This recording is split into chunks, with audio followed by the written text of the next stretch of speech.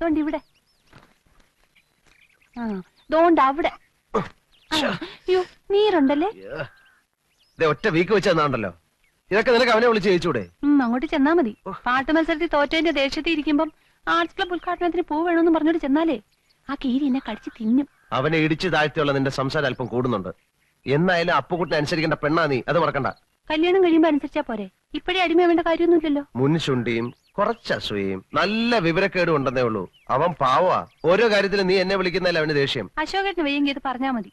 എന്റെ സ്വഭാവം മാറ്റാനൊന്നും നോക്കണ്ട. ഞാൻ പറിച്ചോ. ഒരു ഉപദേശി.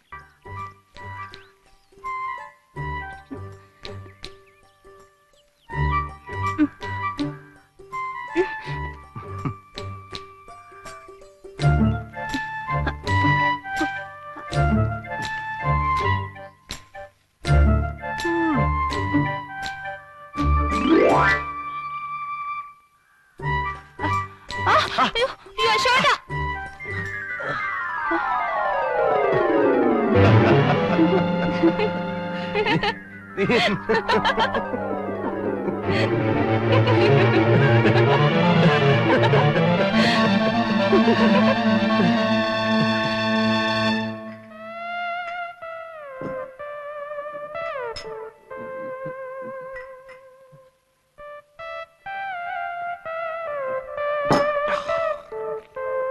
അപ്പുകുട്ട, ഇതങ്ങനെ വിട്ടുകൊടുക്കാവുന്ന കാര്യമല്ല. അപ്പുകുട്ടൻ കെട്ടാൻ പോകുന്ന പെണ്ണാണെന്ന് അറിഞ്ഞുകൊണ്ടല്ലേ അവന് വൃത്തികേട് കാണിച്ചത്. എല്ലാ മത്സരങ്ങളും ദയനീയമായി പരാജയപ്പെടുത്തി ക്ഷമിക്കാം. ജീവിതത്തിലും തോൽപ്പിക്കാൻ തുടങ്ങിയാൽ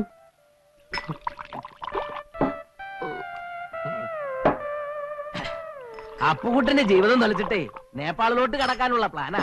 അവിടെ ഉണ്ടല്ലോ ഒരു മുറപ്പെണ്ണ്. ഇല്ല, അവൻ പോകില്ല.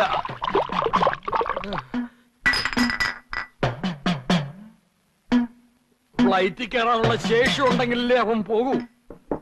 അവൻ പോവില്ല.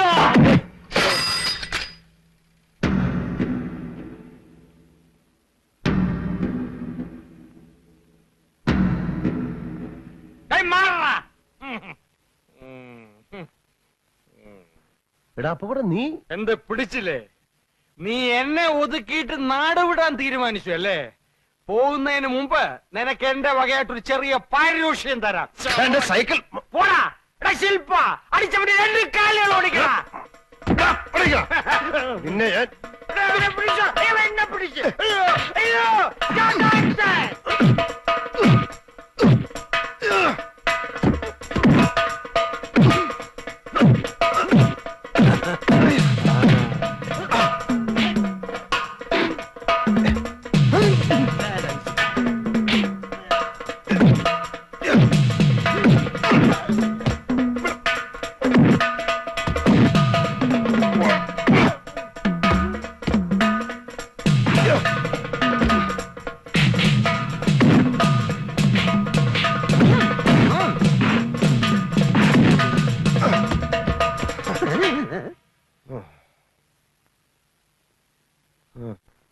ചോദിരം, കടകം, ഒഴിവ്, കടകത്തിലൊഴിവ്, പിന്നെ അശോകനും. അതവന്റെ വെറും നമ്പറാ. കാശ് വാങ്ങിച്ചിട്ടുള്ള പണി.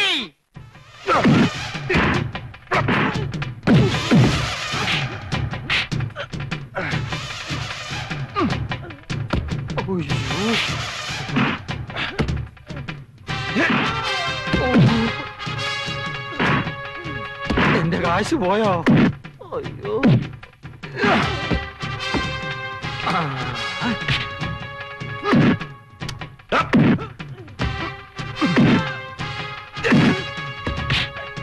അയ്യോ,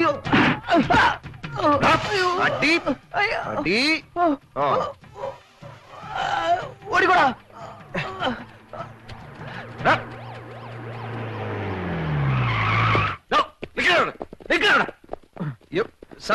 ഞാനല്ല, അവരെ എന്നെ അടിച്ചത്. അത് അവിടെ ചെന്ന് തീരുമാനിക്കാം. അല്ല, അവിടെ ചെന്നിട്ട് തീരുമാനിക്കാം.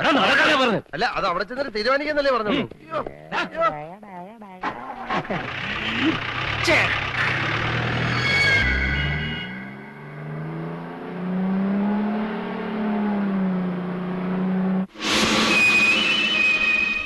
Rimboche timro hath bata jugnau. Ale chinko kuraho. रिम्बोचे लाई जेती सकियो छिटो खोजना पर्यो के तिमी अझै होना चाहँदैनौ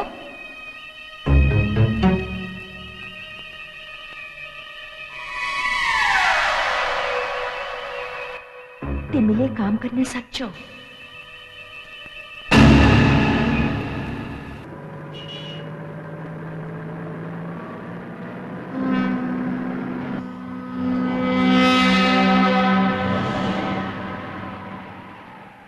നീ തോക്കാനായിട്ട് ജനിച്ചവനാ. വേണ്ട കൂടുതൽ വർത്താനം പറയണ്ട. താന് മുട്ടയ്ക്ക് വിചാരി വെച്ചവനാ. അപ്പുകുട്ടാ അപ്പുകുട്ടന്റെ അപ്പുക്കുട്ടാ ആരാടാ അത്?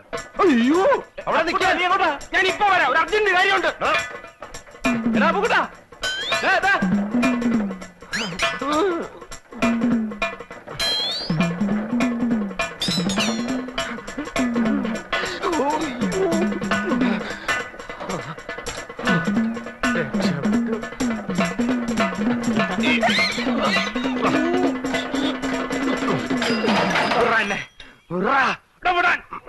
ജീവനി കൊതിയുണ്ട് എന്നെ പറ.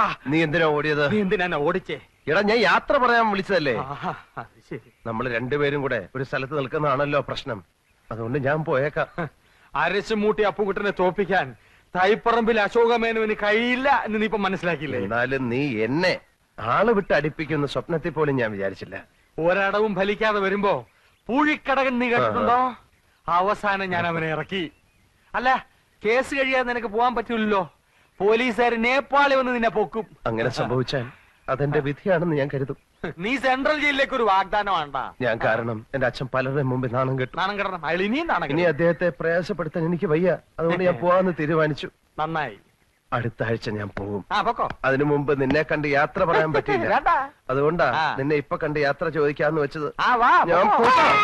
അയ്യോ പൊക്കോ പൊക്കോ പൊക്കോ പൊക്കോ. അയ്യോ അയ്യോ. അരശമ്മൂട്ടിൽ അപ്പുക്കുട്ടൻ ഈ മലമൂട്ടി കടന്ന് ദമയന്തിയായിട്ട് ഷൈൻ ചെയ്യും. തൈപ്പറമ്പിൽ അശോകൻ അങ്ങ് മലമുകളിൽ നീപ്പാളിൽ അശ്വതിയായിട്ട് ഷൈൻ ചെയ്യാം. കേട്ടോ? ആ, സൈക്കിൾ എടുക്കാം. എടുക്കണം.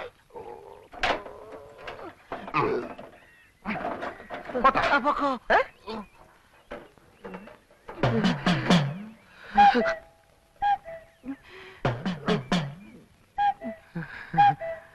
ഞാൻ നേപ്പാളിൽ നിന്ന് വരുമ്പോ നിനക്ക് എന്താ കൊണ്ടുവരേണ്ടത്?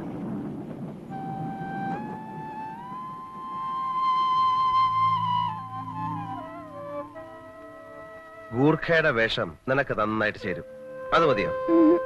പിന്നെ ശ്രീബുദ്ധന്റെ പ്രതിമ, കമ്പിളി, തൊപ്പി എല്ലാം അവിടെ വില കുറച്ച് കിട്ടുന്നാ പറയുന്നത്. എനിക്കൊന്നും വേണ്ട. അശോകേട്ടൻ പെട്ടെന്ന് ഇങ്ങ് വന്നാ മതി. നീ ഇത് വെച്ചോ.